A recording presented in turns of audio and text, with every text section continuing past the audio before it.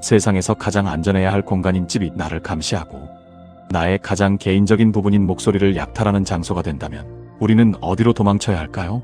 30살 직장인 민수는 오랜 자취 생활에 마침표를 찍고 드디어 서울 변두리의 한 호젓한 아파트로 이사를 오게 되었습니다. 비록 지어진 지는 20년이 훌쩍 넘은 낡은 복도식 아파트였지만 집주인이 내부를 싹 수리해 놓은 덕분에 실내는 새 집처럼 깔끔했습니다. 무엇보다 민수가 이 집을 선택한 결정적인 이유는 지독할 정도의 고요함이었습니다. 층간소음이나 이웃 간의 불화에 진저리가 났던 그에게 마치 정막이 흐르는 숲속 같은 이 아파트는 최고의 안식처처럼 보였습니다. 이삿짐 정리를 대강 마친 첫날 밤, 민수는 창밖으로 보이는 도시의 불빛을 보며 침대에 누웠습니다. 피곤함이 몰려왔지만 새로운 시작이라는 설렘에 기분이 좋았습니다. 민수는 무심결에 평소 좋아하던 발라드 곡의 한 구절을 나지막하게 흥얼거렸습니다.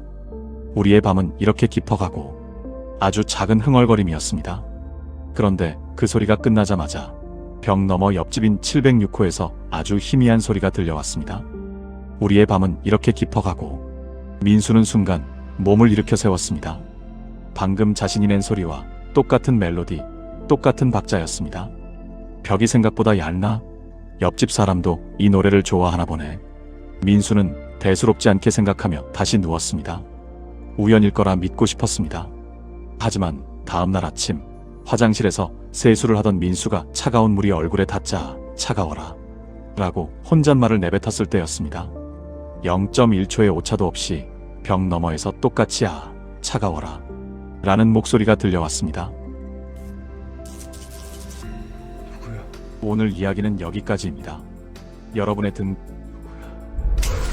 이번에는 소름이 돋을 정도로 선명했습니다. 그것은 단순히 노래를 따라하는 수준이 아니었습니다. 민수 특유의 잠이 덜 깬 멍한 목소리, 그리고 문장 끝에 미세한 떨림까지 완벽하게 복사해낸 소리였습니다. 민수는 칫솔을 입에 문 채 거울 속에 자신을 응시했습니다. 벽 너머 706호에서는 그 이후로 아무런 소리도 들리지 않았습니다. 물 쓰는 소리, 문 닫는 소리, 사람의 발자국 소리조차 들리지 않는 지독한 정적뿐이었습니다. 퇴근 후 집으로 돌아온 민수는 일부러 테스트를 해보기로 했습니다. 그는 거실 한복판에 서서 평소에는 잘 쓰지 않는 어려운 단어들을 나열해 보았습니다. 지정학적 리스크와 거시경제의 불확실성. 말이 끝나기 무섭게 벽 너머에서 똑같은 목소리가 돌아왔습니다. 지정학적 리스크와 거시경제의 불확실성. 민수는 공포를 넘어선 기이한 분노를 느꼈습니다. 이건 장난이 아니다. 도대체 누가 왜 이런 짓을 하는 거지? 민수는 벽에 귀를 바짝 대고 숨을 죽였습니다. 하지만 저쪽 집은 마치 진공 상태인 것처럼 아무런 기척이 없었습니다. 민수가 입을 열 때만 그 소리에 반응하여 마치 거울처럼 목소리를 반사해낼 뿐이었습니다. 며칠이 지나면서 민수는 극심한 스트레스에 시달렸습니다. 집안에서 전화통화를 하는 것도, 혼자 TV를 보며 웃는 것도 불가능해졌습니다. 내가 내뱉은 모든 소리가 벽을 타고 저쪽으로 넘어가 복제된다는 사실이 그를 미치게 했습니다.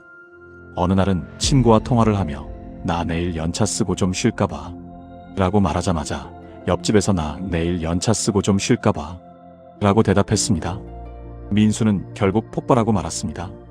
그는 복도로 뛰쳐나가 706호의 배를 거칠게 눌렀습니다. 저기요, 705호 사람인데요. 장난 좀 그만하세요. 남의 목소리 따라하는 거 다 들리거든요. 딩동거리는 벨소리가 복도에 울려 퍼졌지만 안에서는 아무런 대답이 없었습니다. 민수는 문고리를 잡고 흔들었습니다. 문은 굳게 잠겨 있었습니다. 그런데 민수가 문 앞에서 포기하고 돌아서려던 찰나 낡은 철제 문 너머에서 익숙한 목소리가 들려왔습니다. 저기요, 705호 사람인데요. 장난 좀 그만하세요. 방금 전 자신이 냈던 화가 난 목소리, 거친 호흡, 심지어 문을 발로 찰 때 났던 금속성 마찰음까지 완벽하게 재현된 소리였습니다. 민수는 심장이 얼어붙는 듯한 감각과 함께 자신의 집으로 도망치듯 들어왔습니다. 도대체 저 706호 안에는 무엇이 살고 있는 것일까요? 왜 살아있는 사람의 생활 반응은 단 하나도 없으면서 오직 죽은 소리만을 집요하게 수집하고 있는 걸까요? 민수는 현관문을 걸어 잠그고 거실 구석에 몸을 웅크렸습니다. 하지만 집안의 공기는 이미 옆집에서 들려오는 자신의 가짜 목소리로 오염되어 있었습니다. 그날 밤 이후 옆집의 메아리는 기괴한 진화를 시작했습니다. 이전까지는 민수가 내뱉은 소리를 즉각적으로 따라하는 수준이었다면 이제는 민수가 하지 않은 말들을 중얼거리기 시작한 것입니다. 새벽 3시, 지독한 정막 속에 잠을 설치던 민수의 귀에 벽 너머의 낮은 속삭임이 들려왔습니다. 조금만 더 있으면 이제 다 내 거야. 민수는 전율하며 이불을 뒤집어 썼습니다. 그 목소리는 분명히 민수 자신의 목소리였지만 그는 그런 말을 한 적이 없었습니다. 옆집의 무언가는 지난 며칠간 민수의 목소리를 수집하고 분석해서 이제는 민수의 성대와 톤을 완벽하게 다룰 수 있게 된 것처럼 보였습니다. 공포는 민수의 사회생활까지 파먹어 들어갔습니다. 회사에서 동료들은 민수에게 요즘 왜 이렇게 말이 없어요? 목소리도 이상하게 변한 것 같아요. 라고 걱정스럽게 물었습니다.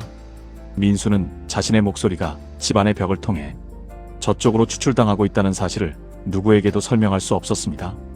말을 하면 할수록 소중한 무언가를 빼앗기는 기분이었습니다.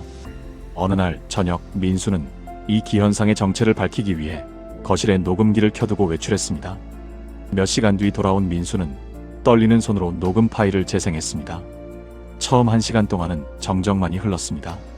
하지만 민수가 집을 나간 지 정확히 10분 뒤부터 벽 너머 706호에서 정체불명의 소리가 들리기 시작했습니다. 삐비빅 삐비빅. 그것은 민수의 집 현관 도어락을 누르는 소리였습니다. 그리고 이어지는 민수의 목소리. 다녀왔습니다. 아, 배고프네.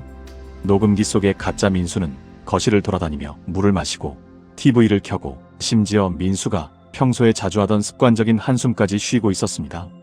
민수는 집안에 자신 말고 또 다른 존재가 돌아다니는 듯한 공포에 휩싸여 집안을 샅샅이 뒤졌습니다. 하지만 집안에는 아무도 없었습니다. 모든 것은 옆집 벽 너머에서 들려오는 소리였습니다. 하지만 그 소리가 너무나 생생해서 마치 공간 자체가 겹쳐있는 듯한 착각을 불러일으켰습니다. 가장 끔찍한 사건은 그날 밤 늦게 일어났습니다.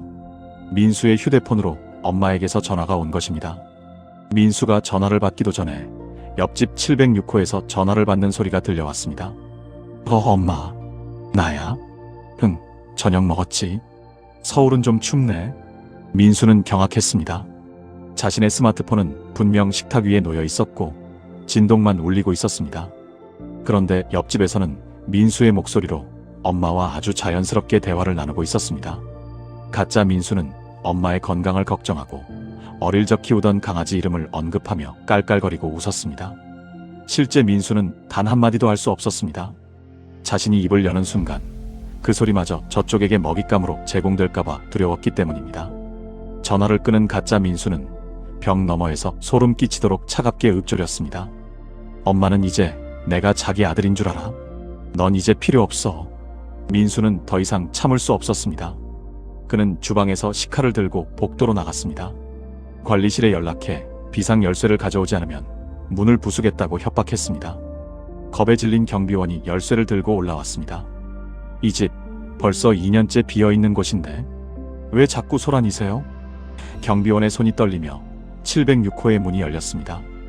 육중한 철문이 열리고 나타난 집안의 풍경은 민수가 상상했던 것보다 훨씬 더 기괴했습니다. 706호 내부는 가구 하나 없이 텅 비어 있었습니다. 하지만 모든 벽면이 일반적인 벽지가 아니었습니다. 수만 장의 종이가 온 집안을 뒤덮고 있었는데 그것은 모두 민수의 목소리를 시각화한 파형. 그래프와 민수가 그동안 했던 말들을 텍스트로 옮겨 적은 기록들이었습니다. 거실 벽면에는 민수의 얼굴 사진 수백 장이 붙어 있었고 그 사진 위에는 민수의 목소리 톤을 묘사한 기괴한 주석들이 달려 있었습니다. 비음 15% 추가, 끝, 억양을 낮출 것, 분노 시, 호흡 간격 0.3초. 그것은 사람이 살던 집이 아니었습니다. 누군가의 존재를 완벽하게 복제하기 위한 실험실에 가까웠습니다. 방 한가운데에는 낡은 구식 카세트 녹음기 하나가 덩그러니 놓여 있었습니다. 민수가 홀린 듯 다가가 재생 버튼을 눌렀습니다. 그러자 녹음기에서 민수의 목소리가 흘러나왔습니다. 드디어 끝났어. 이제 내가 민수야. 저 껍데기는 이제 버려도 돼. 순간 민수는 뒤에서 느껴지는 강한 인기척에 몸을 돌렸습니다. 하지만 그곳엔 아무도 없었습니다. 다만 열려있는 현관문 너머로 민수의 집인 705호의 도어락이 열리는 소리가 들렸습니다. 민수는 급히 자신의 집으로 달려갔습니다. 하지만 자신의 집 문은 이미 안에서 굳게 잠겨 있었습니다. 누구야? 내 집에서 당장 나와. 민수가 문을 두드리며 비명을 질렀습니다.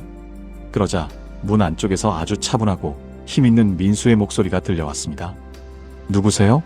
밤늦게 남의 집 앞에서 소란 피우지 마세요. 경찰 부르기 전에 가세요. 민수는 현관문에 달린 인터폰 화면을 확인했습니다. 화면 속 거실 소파에는 민수와 똑같이 생긴 남자가 앉아 있었습니다. 아니, 민수보다 훨씬 더 밝은 표정과 건강한 안색을 가진 민수였습니다. 그는 카메라를 향해 비릿한 미소를 지으며 손을 흔들었습니다. 민수는 경비원을 붙잡고 울부짖었습니다. 보세요. 저 안에 가짜가 있어요. 제가 진짜 민수라고요.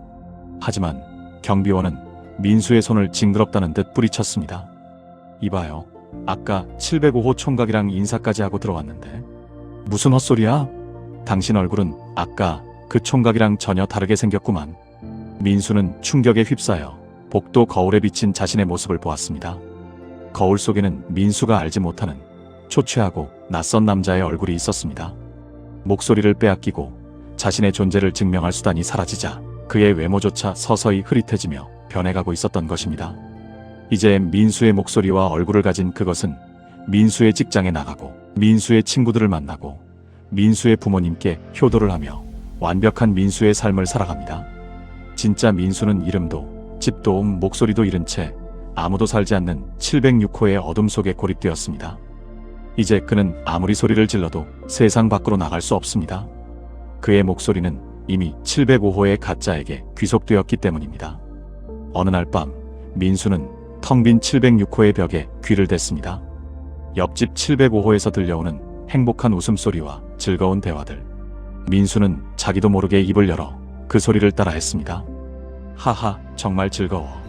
엄마 사랑해요. 이제 복제된 건 진짜 민수였습니다. 705호의 가짜가 내뱉는 모든 말들이 이제 706호에 갇힌 그림자의 입을 통해 공허한 메아리로 울려 퍼졌습니다.